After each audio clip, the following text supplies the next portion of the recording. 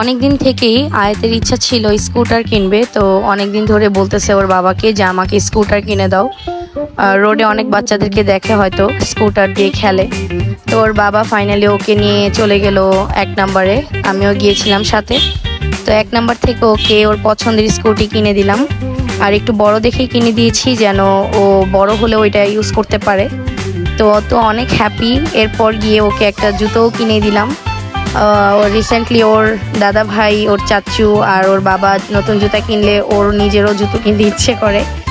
তো যাই হোক, সবকিছু কেনাকাটা শেষ করে বাসায় চলে আসলাম। আর বাসায় এসে আয়াতকে আর বাসায় উঠাতে পারিনি, একদম বাসায় এসেই ও স্কুটারটা নিচে গ্যারেজেই আনবক্সিং করে ইউজ করা শুরু করে দিয়েছে।